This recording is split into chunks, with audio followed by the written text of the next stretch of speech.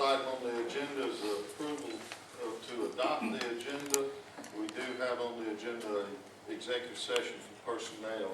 Do I have a motion to adopt the agenda as presented? So, I have a motion by Ms. Yance. Second. Second by Mrs. Smith to adopt the agenda. All those in favor, raise your hand. 6-4 and none opposed. I'd like to state too that Ms. Young is at the Georgia School Board Association convention. We had to have a delegate there, and she is also on the Georgia School Boards Association Board of Directors. So she is away at that meeting tonight. Next item on the agenda is recognizing visitors for comments. At this time, I have no cards. Does anyone wish to address the board? Okay. Next item is interim superintendent's cabinet updates. Mr. Johnson. Yes, sir. And we'd like to update the board on some things that's been occurring, and so we will take it in order of the agenda. And I believe the first one was the Office of Teaching.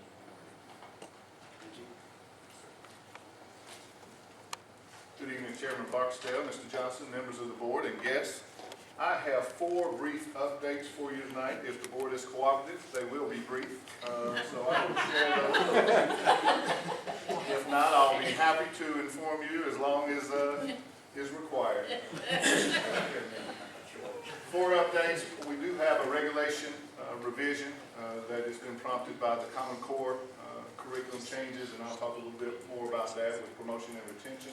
I do want to update you just briefly on the progress and completion of our summer intensive program, Common Core Summit, that we've just completed with many of our teachers and administrators, and just to update you on many of the summer initiatives that we have going throughout this entire summer through June and July. Revisions to Regulation I-8E-R, which is promotion and retention, and I do believe you have the attachment before you, the actual regulation. I'm just going to give it to you in summary view.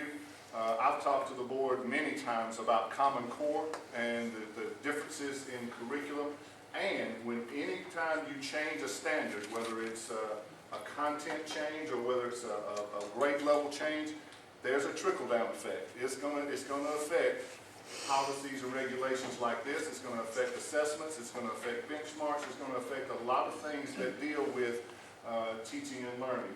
This is the case here with our K-5 report card. The board will remember we are a pure standards-based K-5 report card, and all of our standards are listed on our report card. This just outlines the number of standards, the minimum number of standards that a child has to master to be promoted into the next grade level. The board will recall also that in grades 3, 4, and 5, really it's grades 1 and 2 as well, that the student also has to pass the appropriate state or local assessment.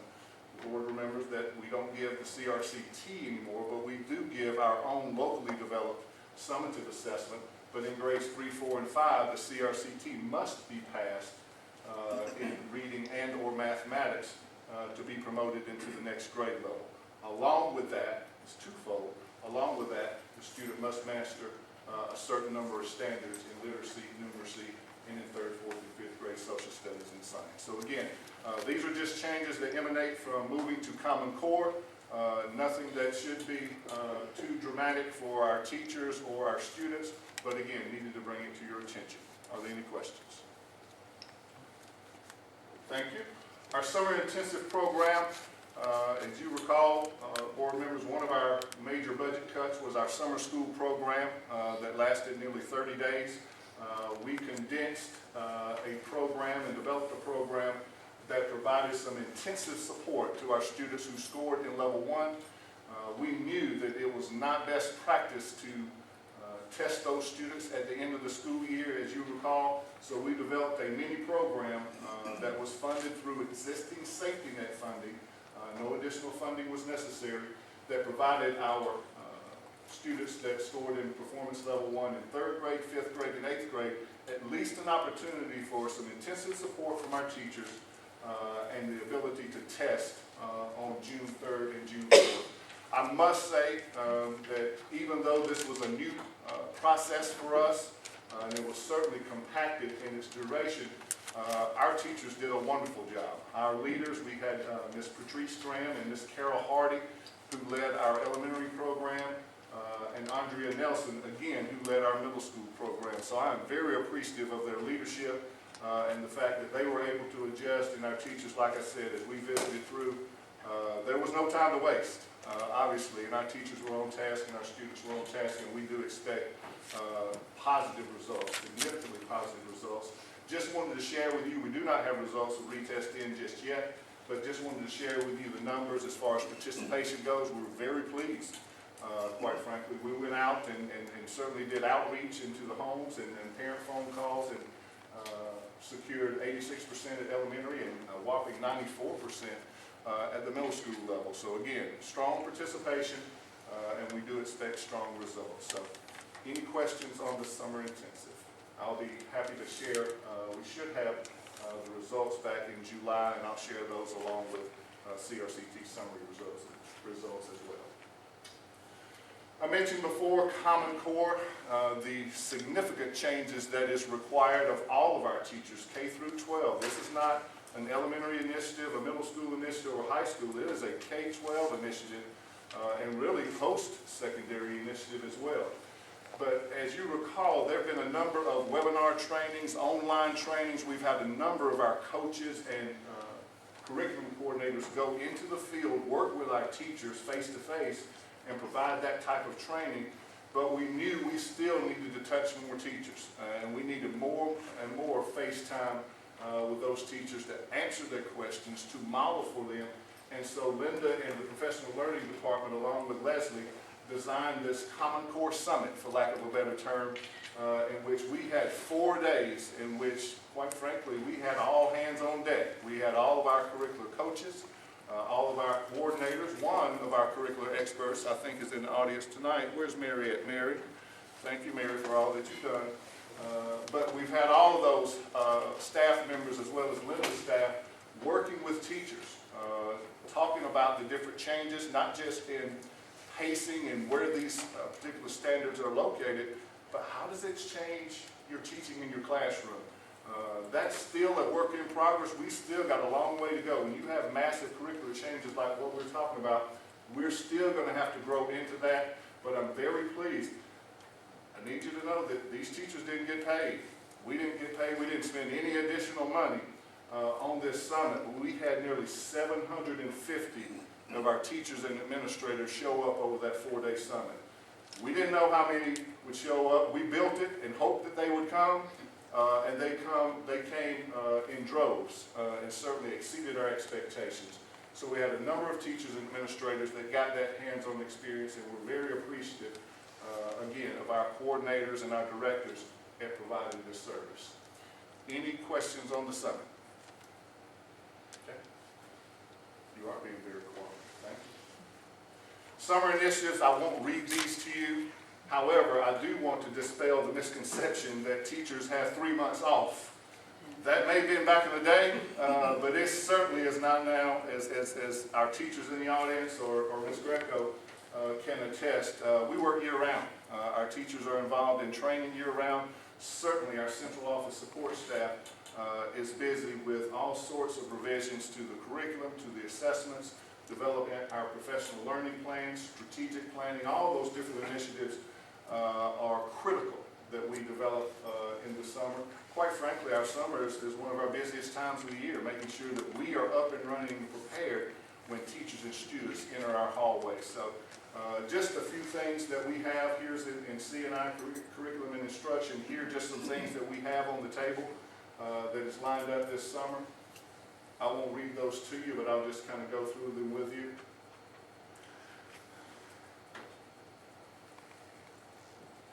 Many of these are specific professional learning opportunities and training opportunities. And one of the things certainly that we're doing at this point in time, particularly in my office and Mr. Marco's office, is gathering all this summative data. The board is familiar with the academic report that we provide you, that just provides you a comprehensive review of how our district did academically in all areas. And as those results come in, they're being comprised and put together in a coherent fashion. Learning support. Discovery Camp is occurring at this point in time. Discovery Camp is our language development, language proficiency program that we have during the summer for our speakers of other languages. We've been doing this for some time now, for 3 to 4 years.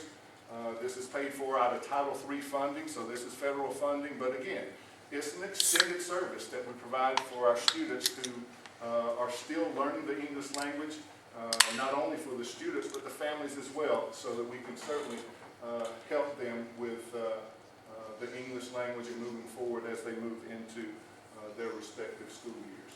Rich, how many students do we serve? I think, Darlene, let me check with Sandra. I'll email her real quick, but generally it's around 75 to 100.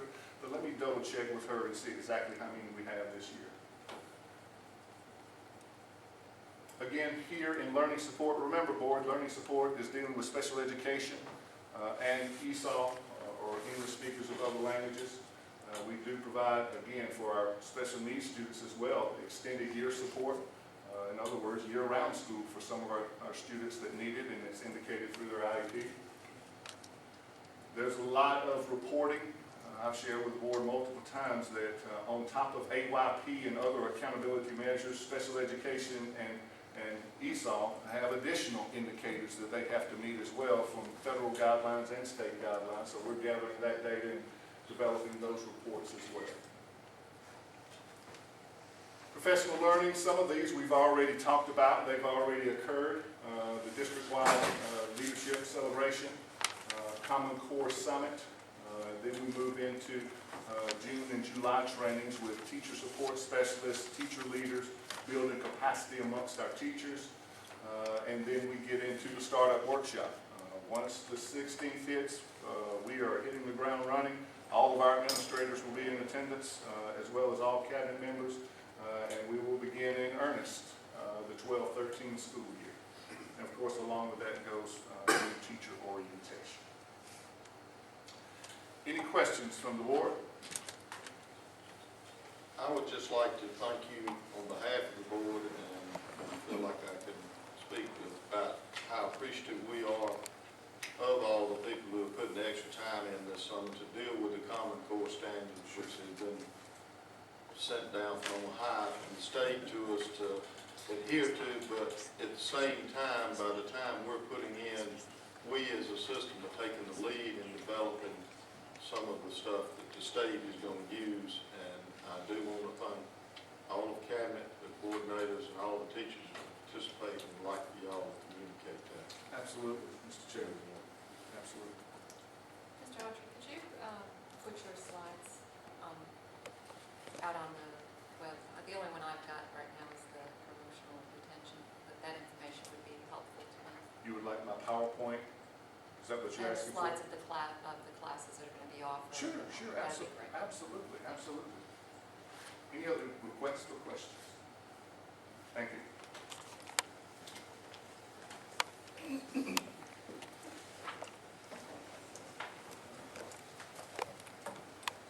Good evening, Mr. Chairman, Superintendent, members of the board. This evening I have 5 areas of update. The last is an update concerning some regulations. The other 4 are continuation of activities going on this summer.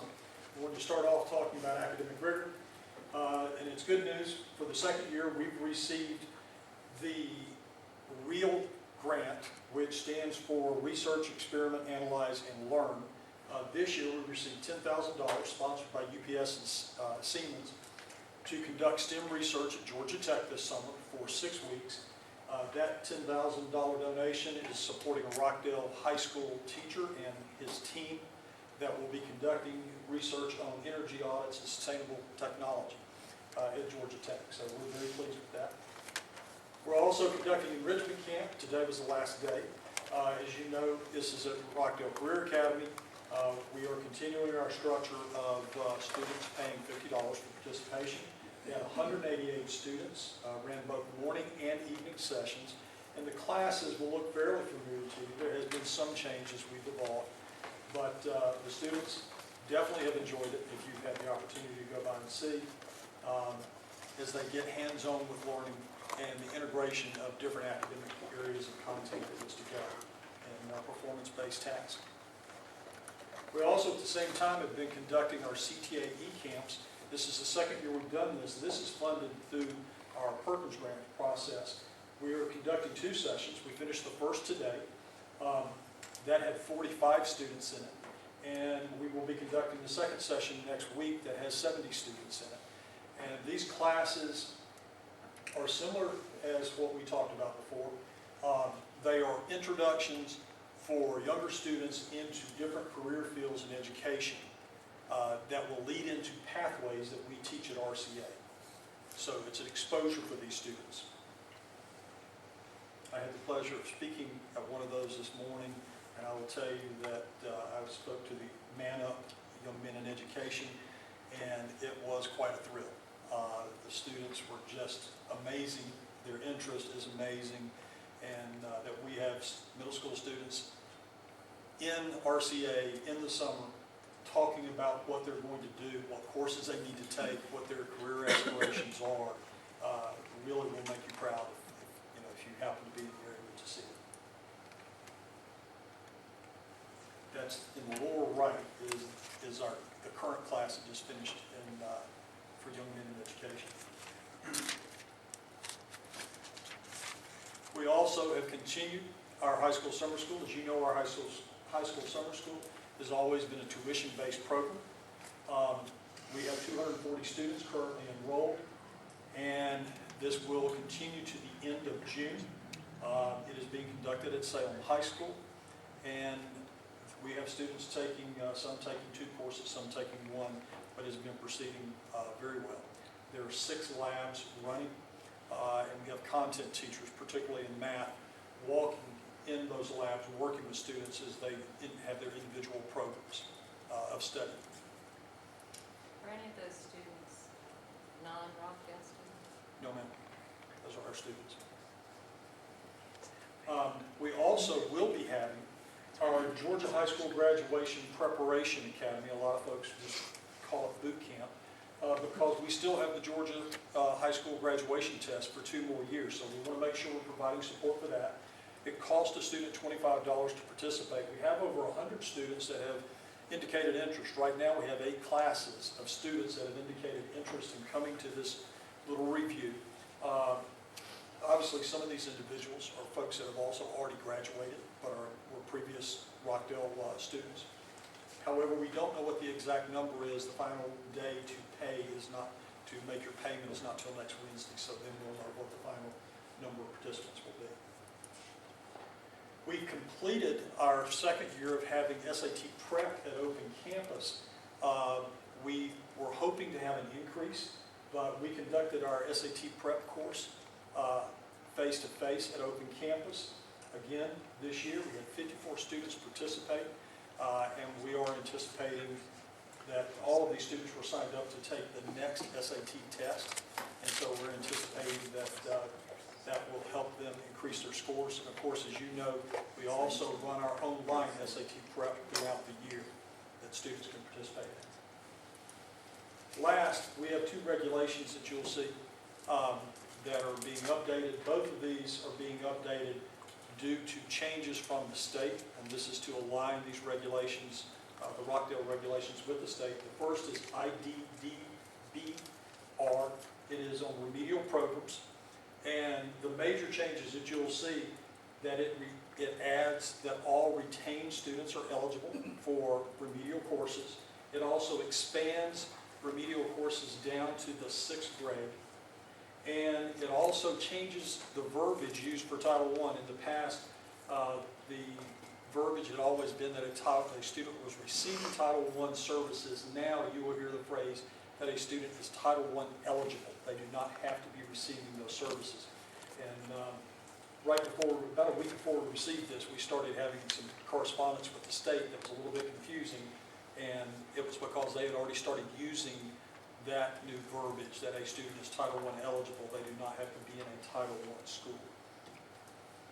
The second regulation is IFBGR. It is the Internet Acceptable Usage Regulation. It focuses on network usage and on the supervision of students. The changes you'll see a lot of mark-throughs are the many things that were specifically listed before. Everything from net etiquette to texting to fabricating emails has been removed by the state, and they have gone to a different approach, which is having a network structure that blocks students from being able to go out and ensuring that you have the supervision on site, direct supervision of those students to ensure their safety and correct use for the internet.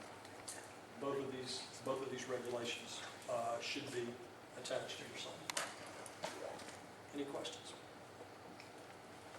All right, thank you very much.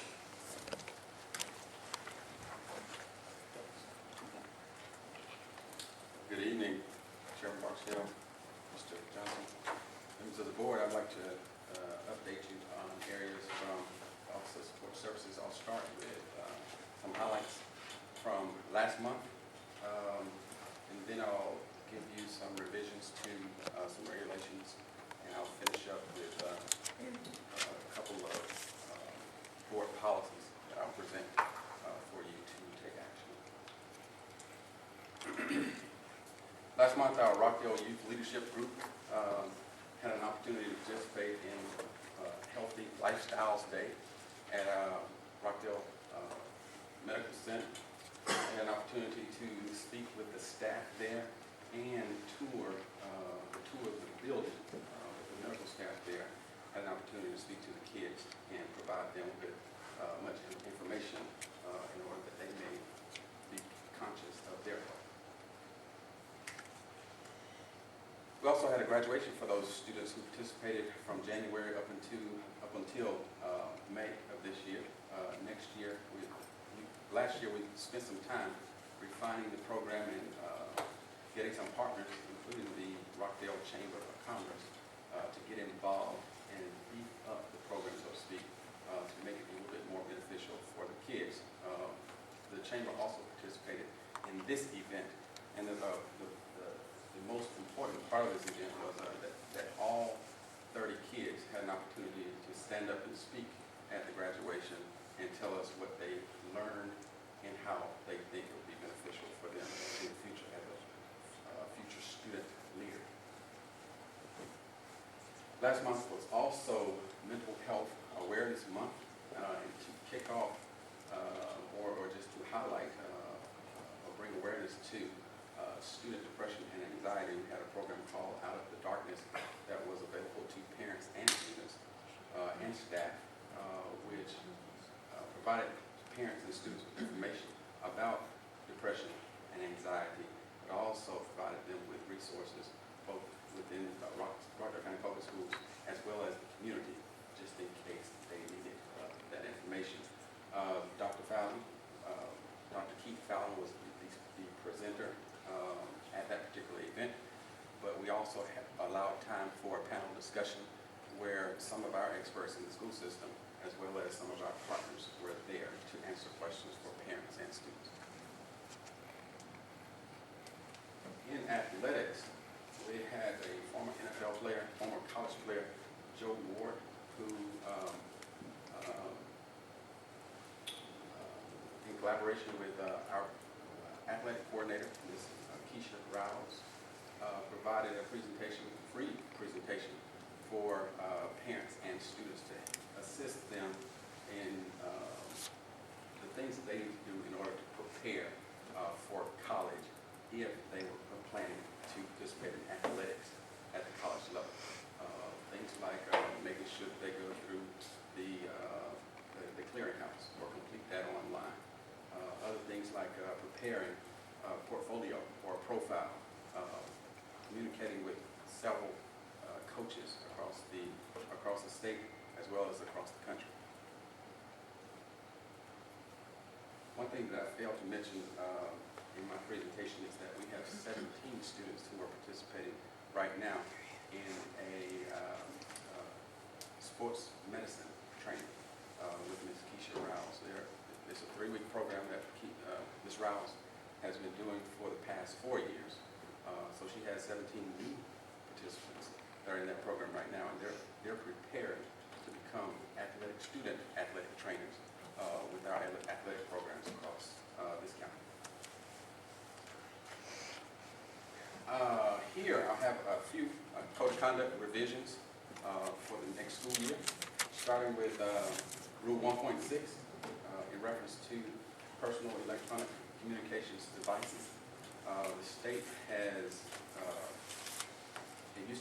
there used to be a law against students or any personnel using personal electronic devices, communication devices during the school day or during instructional time. But now the state has opened the door for the board to allow that or not allow it. So it really would be up to you all. We think that it's a good idea to allow the students to use personal electronic devices if it is in conjunction with the instruction that's going on in that particular classroom. This particular rule does not address the details. What it mentions is that if the principal or the teacher feels that it's necessary for the student to use the electronic device related to the lesson that's being presented, then they're allowed to do so.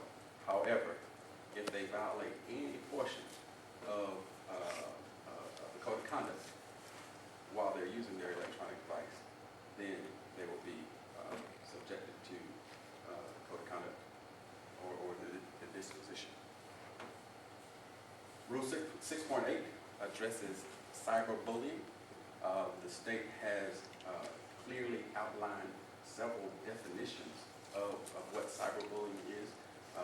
You should have that attachment there with you. I did not go into detail, but you should have that attachment there with you to see those details. But we just added it to the bullying rule. Rule 10.5, students in unauthorized areas or unsupervised locations. That is the same thing as skipping or leaving class without permission, but we felt the need to identify a different rule because the student is on campus, or they may be in the classroom, but the rest of the class is somewhere else, so they are still in unauthorized areas or unsupervised areas. Rule 18.4 deals with sexual misconduct. Students entering the restroom of opposite gender with the purpose of inappropriate behavior. Rule 18.6, the document that you have has a typo in it. Okay, but we are on it. We did catch that earlier today, and we will fix that. It says indecent holding should be fondling. But we will fix that. But we're addressing that in 18.6. And we modified 7.1 and 7.3. 7.3 deals with weapons, and the state identifies a weapon as a gun. So we took out the pepper spray, the mace, and similar agents out of 7.3, since it's not a gun as the state defines, and placed it in 7.1. That's it. Why did we need to do that? Just because the state defines a weapon as one thing, we have the right in our system to define more items as a weapon. Why did we do that? I guess we just wanted to be politically correct, but I don't want to be so. we still, it's still under the weapons rule. It's just in a different. They just moved it. We just moved it. It broadens. I just would like at some point to hear your explanation about it, because to me, we just, Well, the state has Pull a it out. specific statute defining guns as weapons, I understand that. and so we want to include more, so we need to align with the state statute. We need to move those other things into a separate item. No, we don't. We can add on to the state statute. But Well, I'll ask I you think we later. need to defer to the general counsel on this and see what we need to about the state statutes, because I can see the logic behind it and knowing what I've heard, and when things are prosecuted, that could come back to office. We left it in, we can prosecute our students for. I understand. I'm sorry, go on. We can continue this later, but thank you, John. I have two policy revisions as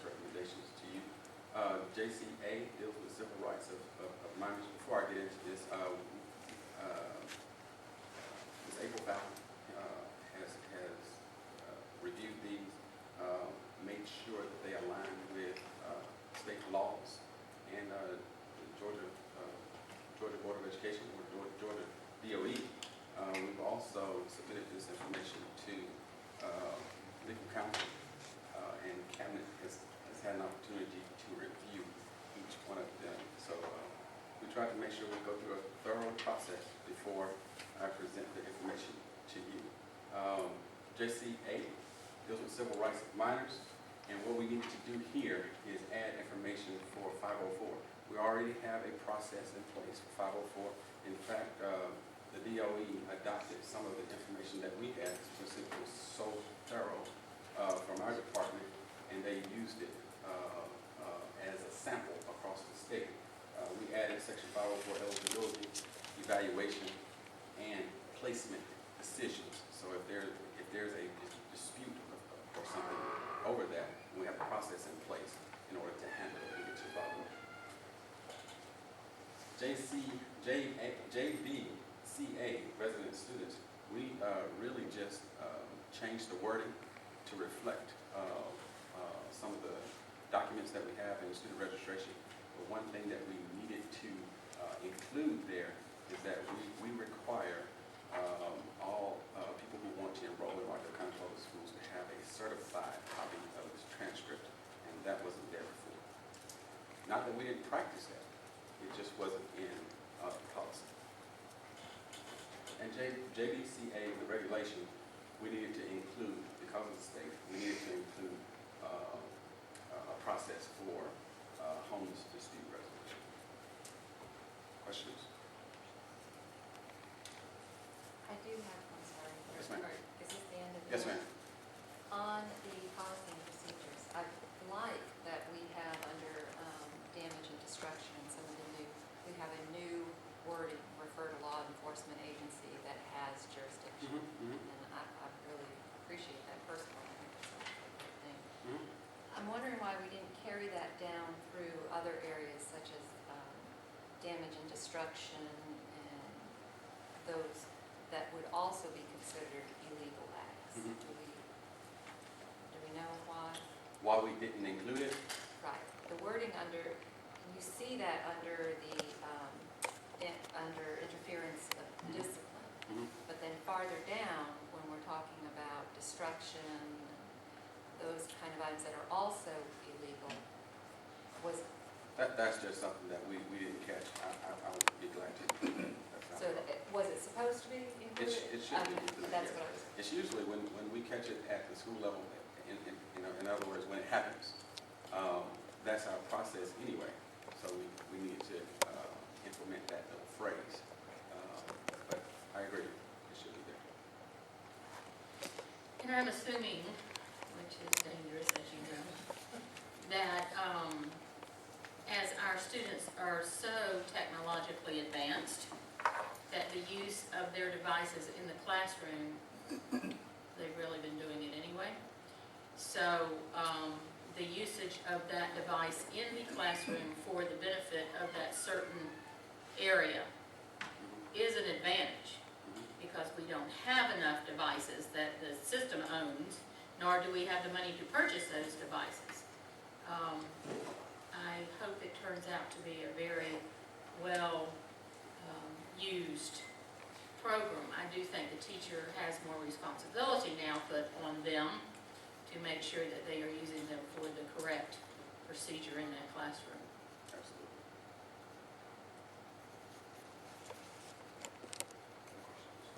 Thank you very much. Thank you very much.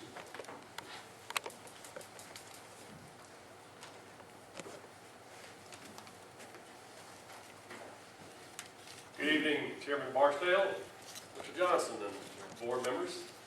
Brief update on facilities tonight, just to keep us going with the summer program. There's a lot of things going on this summer. Our paint projects are on schedule at our two elementary schools that you approved earlier on this school year.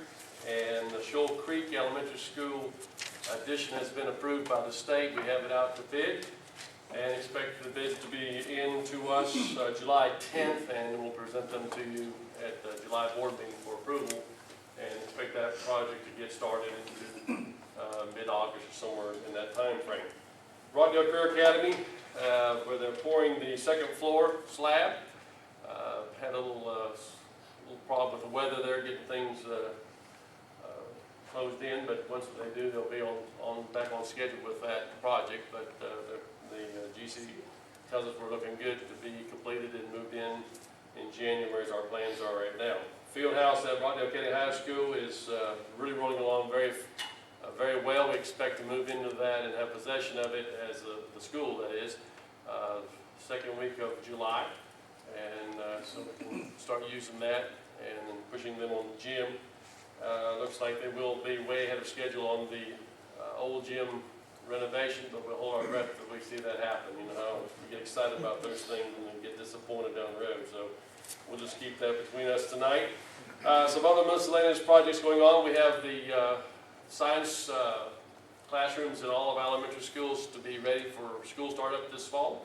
And we're excited about that. That is all of them except Shoal Creek, which is be part of the new addition that we're completing there. Heritage Fieldhouse is getting some new flooring material that was donated. We are having it installed. And the heat pumps at Barksdale that we've been sharing with you, that our team has been replacing, have been completed. And they're continuing to change out the ceiling grid, putting the new grid and new tiles in. So work's progressing on. A lot of things rolling this summer. We're excited about the team and all that they focused on, and look forward to reporting to you in August of all the great things that have been accomplished. Thank you.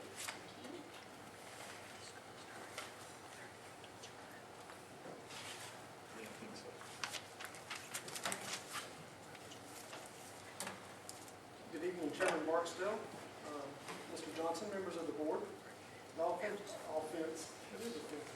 The Office of Financial Services has 4 very riveting reports tonight.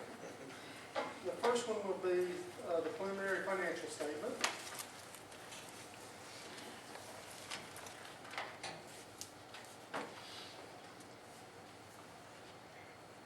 And Cindy, if you'll scroll to the balance sheet, you can see it's like that little cat chasing the red dot. You can see the total assets of $17,696,000. Scroll down a little, please, Cindy. Total liabilities, $3,600,000. Total ending fund balance unreserved, $13,490,000. And we'll move on to the revenue and expense. For the we are at 90.45% of our projection. That is trailing a little bit from last year. Last year, if you remember, we had the EduJob money that wasn't budgeted that we received in September, so we had a high percentage the whole year. We are 91.66% of the year complete. I do know that early in June we will receive a VIVA reimbursement of about $3.6 million, so that'll help us a lot on our percentage. If you look, we are 114 million is what we've received year to date. Total expenditures, we've received 118 million. That is 90.93%, which is actually a better percentage based on or compared to last year. And again, it is below the 91% that we're at of the year complete. So that's a really good number. We're happy with that. Looks like we'll come in under budget and be in very good shape. We will present the final financial report to you next week. Are there any questions on the revenue and expense or the balance sheet? Everything looks pretty good, really. Next report is our grants report. Again, I say this every month, but it is critical that we continue to look for additional funding. You know very well that we've been faced with state austerity reduction, declining property tax digest, so we need to look for all the various funding sources other than the traditional ones. Our grant writer's done a very good job of going and getting grants. You can see the current activity, what she's been working on, including the E-rate. See, you can scroll to the next page, please, ma'am. Additionally, we are continuing to do trainings with the school grant teams, trying to get them real excited and involved in trying to do the grant writing. The more excited, the more grants we apply for, hopefully the more we'll receive. Then you see our summary page of since Ms. Connections come on board with us, and you'll notice that at the bottom right there, you can see that we've gotten, oops, okay, that's not me. I'm trying to figure out which bottom you're talking about. I'm sorry, right there, Cindy. Yeah, you can't see the red dot, I'm sorry. right there, the grant totals, it's right at $15 million now. Mr. Knudsen's been with us 5 years, so that's really impressive. Again, I'd like to recognize her and all the hard work that cabinet and departments under them have gone through to collaborate and apply for all the various grants. Are there any other grant questions or any grant questions? That's our typical one. In conjunction with later us presenting to you the general fund budget, we do have Ms. Lawrence's school nutrition budget for next year. You do not have to vote on this, but we do like to present it to you for informational purposes. And you can see Peggy's narrative, and it tells you some of the positive and negatives, things we're having to deal with. You look in the revenue, and you can see that her participation is at an all-time high rate at 81.6%. Right there. So that's a positive. They continue to increase. We are up to 64% free and reduced rate. That happened, I believe, in the last month that we served in May. State funds, unfortunately, that's consistent between both funds, both the general fund and school nutrition. They're cutting the school nutrition funds in a similar manner to where they've cut us. Looking down at expenses, you can see we've had obviously multiple discussions about increased health insurance costs. And all of Peggy's employees are classified employees, so they fall in that group where we're seeing the big increase going from the basically $300 a month to $446 a month per employee. So she does cover all the school nutrition costs in her budget. None of those are paid out of general fund, and that's that really is kind of unique in Georgia because very few school nutrition programs are self-supporting. Peggy does a really good job of taking care of all this. And Cindy, if you'll move forward, please, to the actual numbers. You can see she has a projected ending fund balance of $2.8 million. She's budgeting for next year total revenues of $9.6 million. If you'll scroll down a little, please, Cindy. A little further. That's good. I'm sorry, a little further. Right there. And you can see the ending fund balance, ending expenditure total $9.6 million, ending projected fund balance for next year $2.8 million. Are there any questions about the school nutrition budget? Yeah, but I'd like to make a comment. Yes, ma'am. I think Peggy and her crew do an exceptional job. One of the things that really bothers me is that the general public many times comments on the lack of nutrition in school lunches. Well, being in the food business, it costs twice as much for a piece of wheat bread than it does a piece of white bread. So it increases by providing, and we do try to provide. She does her very best, I believe. Even in the pizza crust, she goes to wheat flour. But all of that brings with it an increase in the cost of food. When we started out 3 years ago, pork was 89 cents a pound. We pay $1.49 for pork. Pork is a cheap commodity, supposed to be. The reasoning is that China is now importing pork from the United States, so it raises the prices for us in America. She deals with this every day. I can't believe the woman does what she does. It is an incredible feat that she is able to not only maintain this budget, but to actually have a fund balance. And for what they pay, they do get a balanced meal. Now, they have choices. And if the parents choose for them to eat ice cream and send that in on their little card, then they can eat ice cream.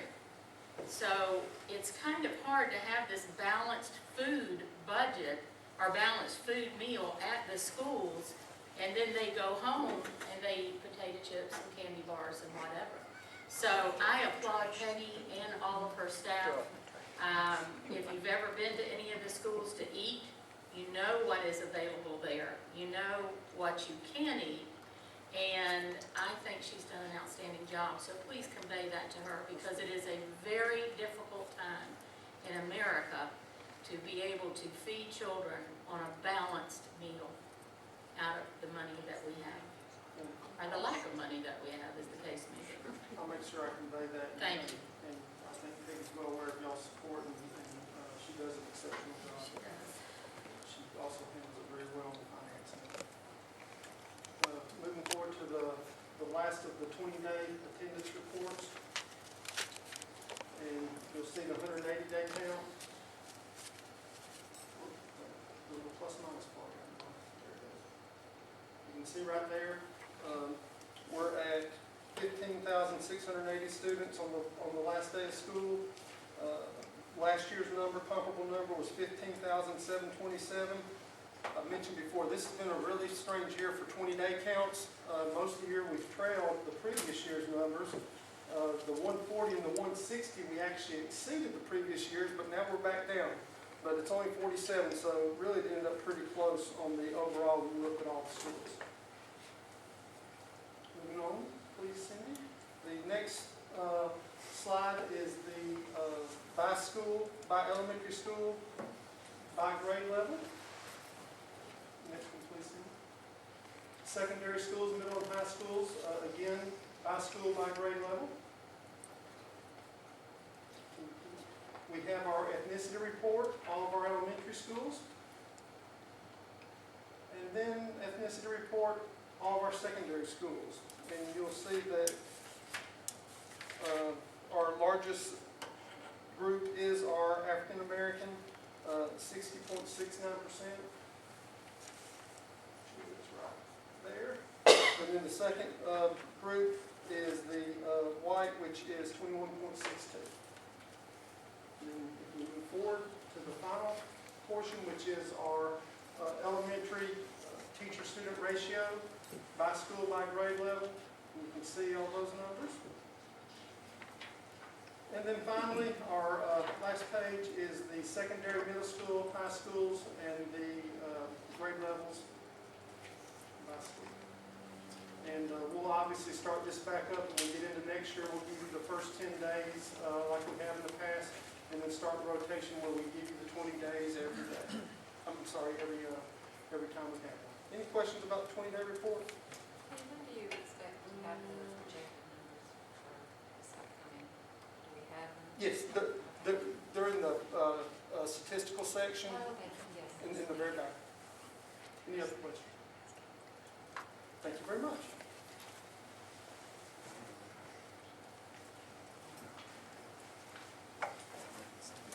Good evening, Chairman Barstow, Mr. Johnson, members of the board, and guests. So it's my pleasure to bring good news from across the district. And from the last time we met, we've had several students traveling and winning, and so we are going to showcase some of those for you tonight. Of course, our media relations since the last time we met. This is a lot to read, so you can read it at your leisure, but essentially what it is a state math team, which some of our magnet students participate on, and one of our math instructors, Dr. Garner, is a coach, and they competed nationally, and Georgia ranked 6th in the nation, and of course that was due to their helping this state team go to nationals. So we're very proud of them, and just the fact that they're on this state team and representing Georgia at the national level. So we're very proud of this group. STEM is working its way over to the world of art as well. And we talk a lot about STEM and STEM initiatives, and as you can see through this initiative, these are art students, middle school art students, who created murals and brought them to Honey Creek Elementary. And again, they're bringing the world of art and the world of science and technology and engineering and mathematics to the elementary level through the arts. If you have a chance to go see them, they are on display at Honey Creek. Our Human Resources Department was recognized recently at their spring conference. They were recognized for earning Best in Class Award for ensuring that more than 98% of our teachers and paraprofessionals are highly qualified. 99.91% of our teachers and 100% of our paraprofessionals were highly qualified in 2011. Hightower Trail Elementary School recognized at the end of the school year their Volunteer of the Year, Ms. Betty Kelly, and their Business Partner of the Year, Mr. Jason Yeager. They have an outstanding Partners in Education and volunteer program at Hightower Trail Elementary. If you ever have the opportunity in May, I know May is very busy, but if you have an opportunity to attend this event, it's a packed house. They do a wonderful job and have a lot of support in their Partners in Education program. International Science and Engineering Fair. We had magnet students, as you can see in the photo here, along with instructor Amanda Baskett, attend the ISEF, or International Science and Engineering Fair, in Pittsburgh in May. We also came back with Caitlin Furcus, who broke the magnet school record by winning second place in the world for phase 3 of her research in behavioral science.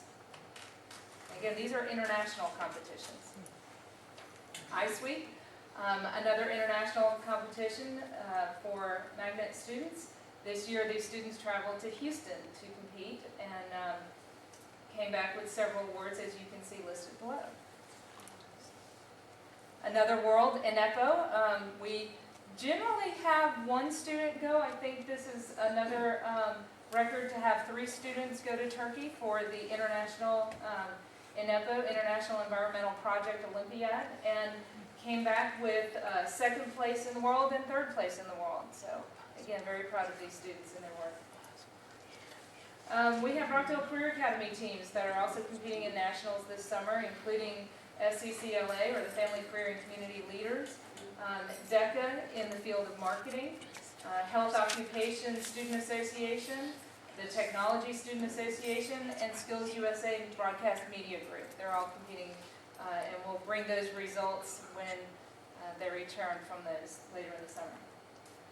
We also have a teacher who was just recognized by the Georgia Department of Education for, she was given the Youth Apprenticeship Completer Award. This student is a 2008 graduate of Heritage High School. She was a teacher apprentice her senior year and went on to graduate from the University of Georgia after she got her teaching certificate and her degree. She came back to teach at Shoal Creek Elementary School. Because of this process that she was the pathway completer and the apprenticeship completer through RCA, and went to school, earned her degree, and is now employed in the same field, she was able to receive this award in recognition. So we're very proud of Courtney. And we're glad to have her back in our system. Department update, again, as you heard from my colleagues, this is a very busy time for all of us. Out of my department specifically, we always revise and update the parent handbook, which is quite a task. It's about 65 pages from all different areas throughout the system, and we try to make sure that it's as accurate and up-to-date as possible so that we can bring everybody the current information at the beginning of the school year. The student workbook is for incoming freshmen. Clinic cards are being printed out of my office this year as well. And the big item I wanted to highlight tonight was we do have a new rapid communication system going in place. You have heard me talk about our Alert Now system. This is the system that we can make calls and emails to everybody in the system with just a few clicks of the mouse and a phone recording of the voice. I do that on snow days. Some of you in the audience probably have heard my snow day messages. And that system, we had a 3-year contract, so we did an RFP and did a lot of investigating on these companies and their products to see who could bring us into the future and align it with our strategic goals in communication with parents and, all stakeholders for that matter. EduLink was one that has a lot of enhanced features and is coming out with even more throughout this school year that we will obtain. Some of those include a mobile app. We have an enhanced attendance tracking feature, which is going to take a lot of workload off of the schools in this attendance tracking mode. We have a new feature for teachers to be able to, with very few clicks, just communicate with parents on daily progress of the students, whether it's behavioral or academic, and whether it's positive or negative. So a lot of new things coming through with that system, but the system can always do it, and a parent portal to allow parents to go in and choose how they want to receive the message. Do you want it by text? Do you want it by email? You tell us. How do you want to receive these messages? And then it also will condense everything. If you have multiple students, it will condense it down into one message, all your messages for the day. So you're not answering the phone 8 times. You can answer one time and get all of your messages together. So a lot of new features with this system. We're excited about it. We do have a fast rollout and turnaround to get it up and going. The process for creating the message and sending the message is really the same. It just is a little bit different look. And then learning some of those new features that we're able to do throughout the system. So we're very excited about that. Any questions? Thank you. I'd just like to thank you too for keeping us updated on the progress of our students. I know in the last 6 or 7 years, Ms. Furcus, who was one of their award winners, has been here every year, and to be able to see all our students, because we do get to see them on a regular basis coming through for awards, but it's makes it real rewarding for us, and really highlights this system to see what some of these kids have done. Thank you. Mr. Johnson. Mr. Chairman, Board, we want to thank you for the opportunity to present what's going on in the system, and I would like to also take this privilege to thank you for inviting me to have this opportunity to work with you.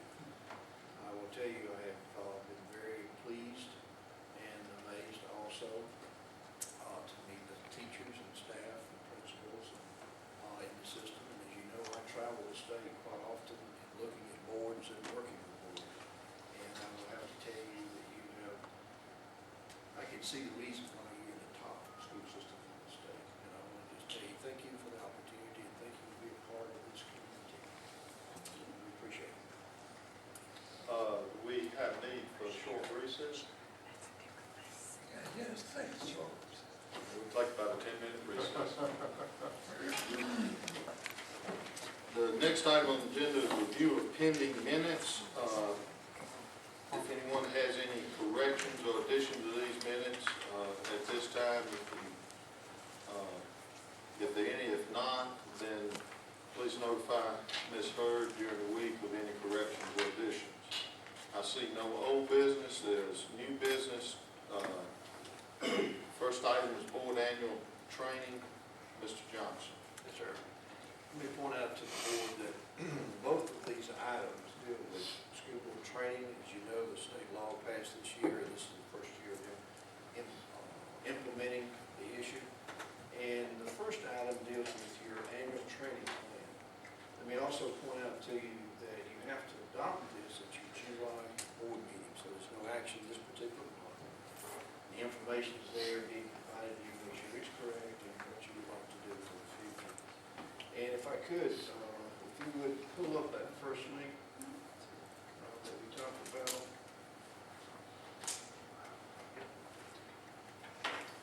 I need the professional brochures. Oh, The internet link. We talked about. This is a requirement that the state has put in, and I'll make sure we understand this, is that for new board members, which there will be some coming on board in January 1, the requirement is that you would have to have 15 hours during the first year of your service. And also the veteran board members, those who have been on the board more than 1 year, would have to have 9 hours. There's a common core in this, and there's what is called whole board team governance training. And that's the 3 hours, and that's usually held locally, and you decide the agenda and the content based upon your need. The others is also designed to be based upon need throughout the thing. So if you go back to the plan now, Cindy, if you would. Here we have to send a plan in, and we'll list out the number of courses that you will take and where they're located at and so forth.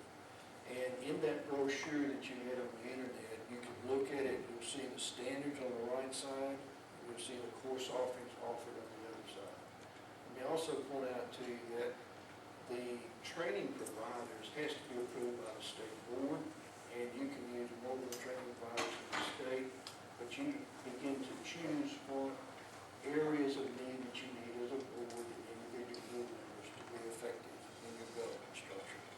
And this will have to be developed. We'll work with you between now and July to make sure we get it on the slip so you can actually adopt it. It is due to the Department of Education August 1. Any question on this item? I won't need to go anymore this year. Well, we need your help. I'm helping. No, I mean, seriously, I mean, No, we've all done it. We've all we've done it. all got it, what we Yes, sir. require If this year. you're going out, and you've already got your credit through June 30th, and so you're not gonna be here next June 30th, you would not have to. Oh, okay. Yes, sir. Yes, sir. I was just going. Now, you can go if you want to, just phone up on it. You can go. Next item, please.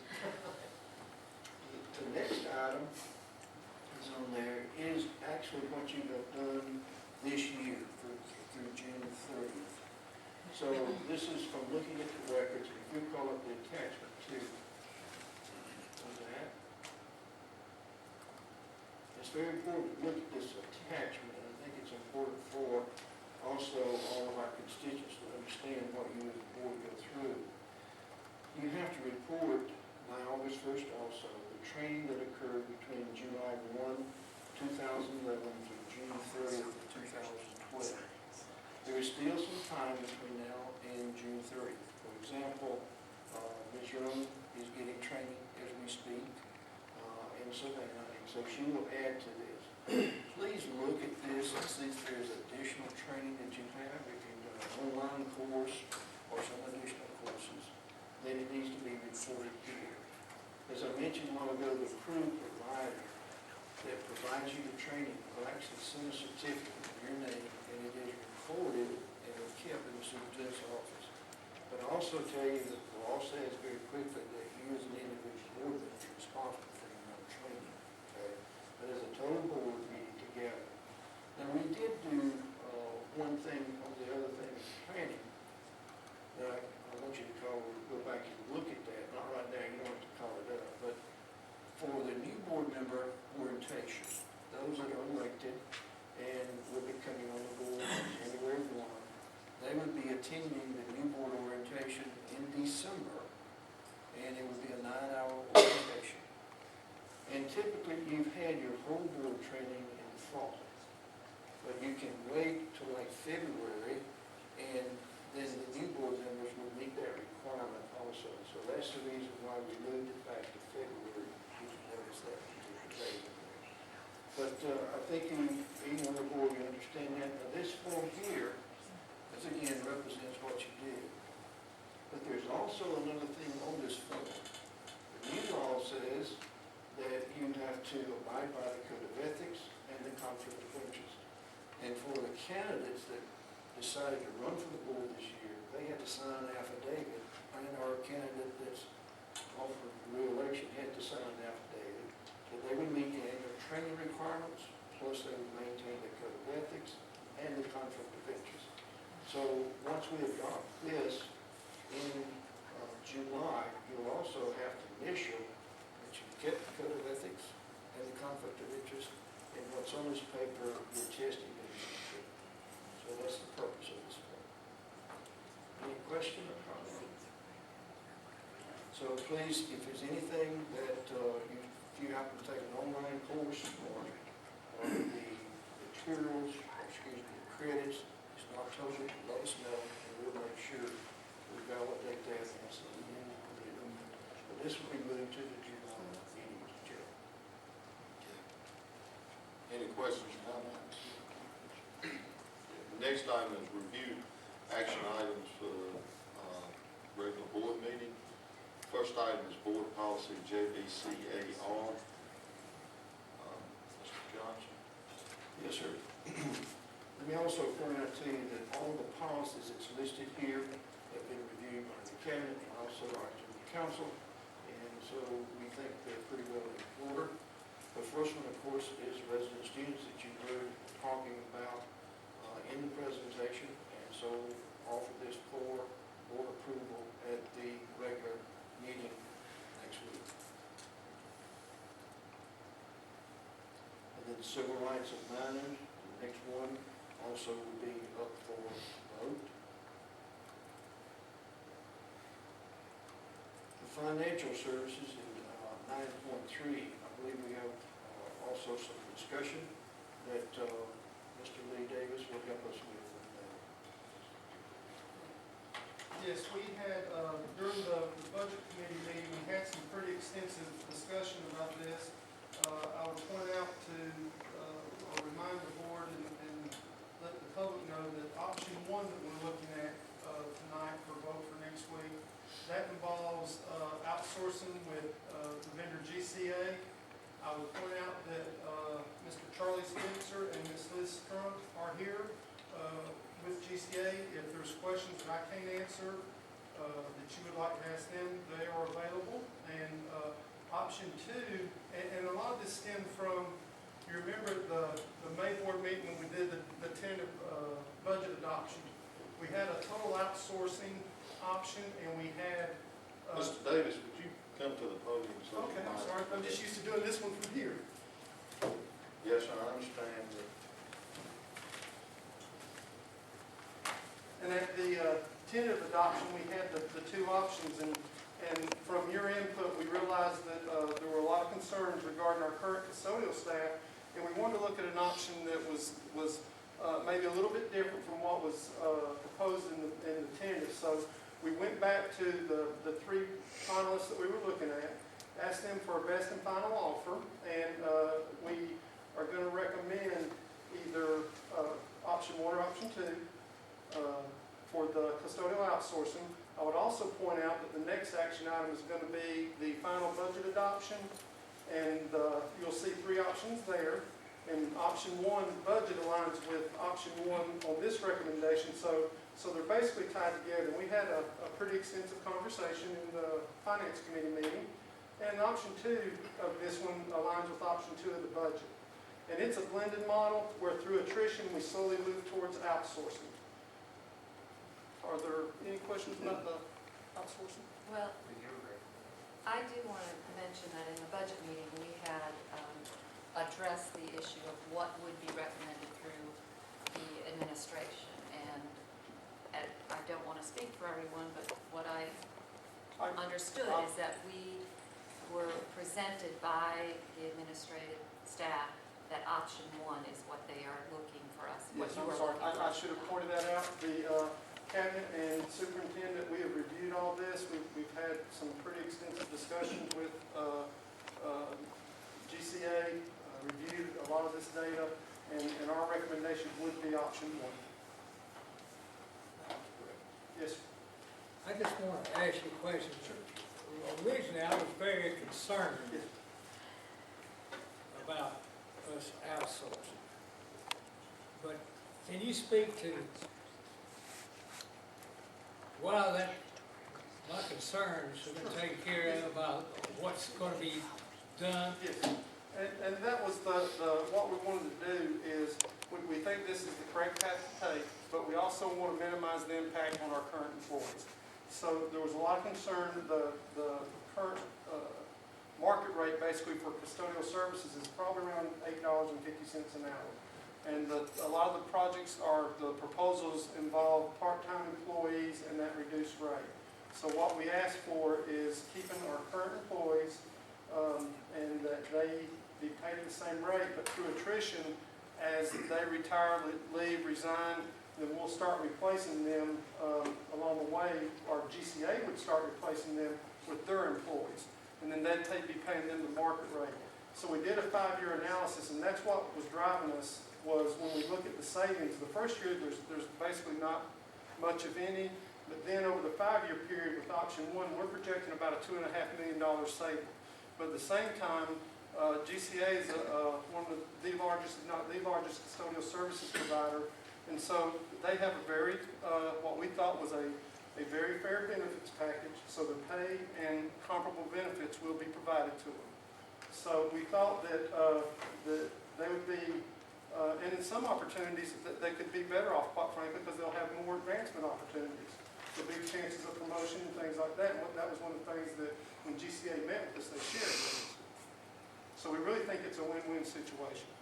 And it's a long-term situation where the further we go with it, the more money we save, because we know that with rising cost to state help and things like that, that's going to continue to escalate, and it gets us out of the workman's comp business too, and the other additional things. Thank you. You're welcome, sir. Yeah.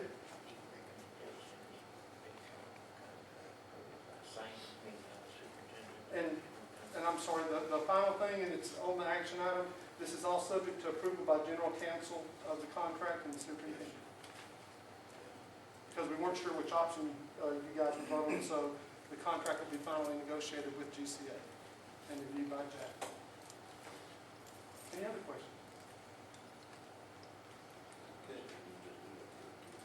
Just go ahead with the budget. Yes, sir. And there was an attachment, we did look at that during the finance committee that showed the projected 5-year cost and savings. Number 9.4, again, this aligns with what we just discussed with the custodial services. You can see budget option 1, 2, and 3. And we do have an attachment that shows the different expenditure amounts. The revenue is constant between all three. The balancing comes out of the reduction in fund balance. And as I mentioned previously, with budget option 1, we will do the outsourcing where they become employees of GCA, that they will receive the current rate.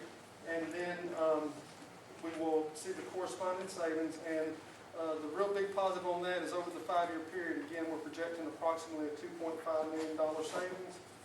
Cindy, can you open the attachment, please? Thank you. And there you see the 3 options. We're looking at option 1 mainly because, again, in conjunction with the previous recommendation, that is what the superintendent and cabinet would recommend would be option 1, which is the outsourcing option. Everything else is basically identical to what you, well, not basically, it is identical to what you approved in the tentative budget. That's the only difference. So you can see the revenue expense in the first column and the corresponding reduction of $2.150 million in fund balance. The positive on that, we're still projecting an $8.3 million ending fund balance, which is 6.65% of the budget. So not where we want to be, but all in all, pretty good compared to most school systems right now with austerity reductions we face and the declining revenues. Any questions on the budget? And y'all are recommending Option 1, yes, sir. Do we need to make a motion to This is modify our also- motion from last month? We do that next week. I didn't know if we needed anything tonight for next week. And you're going to be providing us some more information that still could address some budgetary issues that Yes. we discussed earlier. Yes, that was discussed during the finance committee meeting. Me and my cabinet colleagues will diligently gather that information and we'll get it to everyone on Monday. Any other questions about that? Thank you. Next item, the personnel recommendations for this month. Everyone will review them. Are there any questions on them at this time?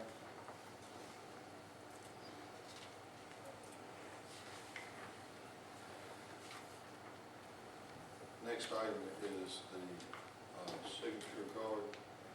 The interim superintendent will recommend the removal of Dr. Samuel King as bank signer and adding William P. Johnson as bank signer effective July 1st, 2012. Who is William P.? That's good. I never knew that. I'd like to go on record that P stands for pretty. Everybody laughs when I say that. Okay. Any questions about that? It's We don't need to approve that beforehand, No, well, it would be on the agenda for next week. but what I'm saying is you don't need to have that ahead of time. In fact, his contract goes through June 30th. Okay, next item is financial service.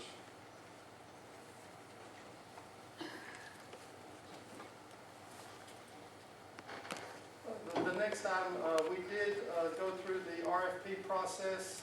It had been 3 years since we had bid out the property and casualty insurance.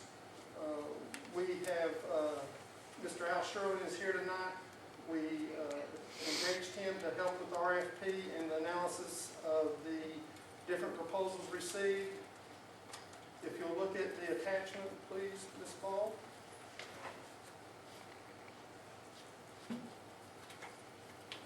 First page, you can see the analysis of the property and casualty insurance proposals.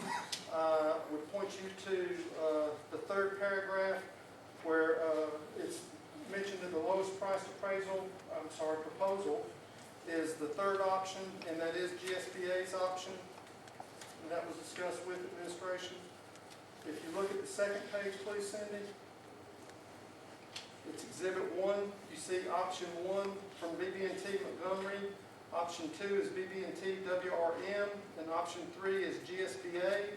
At the bottom of the spreadsheet, you can see the totals, and GSBA is the lowest. Their bid of $480,506 is $43,000 and some change less than WRM. And then finally, the third page of the spreadsheet is the comparison of the coverage. And the General Counsel and the Chief Financial Officer will recommend the selection of GSBA as the insurance provider. Are there any questions? And we did discuss this also, obviously, during the finance committee. Any questions or comments? Thank you very much. Next item is superintendent search. I think you all have reviewed the qualifications for the superintendent that will be used by GSBA in the search. Are there any questions or comments about them at this time? Do we have an approximate date when all of this will be put together and GSBA will actually, my computer's going crazy, I'm sorry, actually begin? It's my understanding that once you approve these next week, then it will be within publications and out within 7 days. Okay, great. And then, one of the things in the process that you need to really hone in on once they're ready to go, and how long do you want to leave the process open to receive the application? That's one of the things that needs to be in that brochure.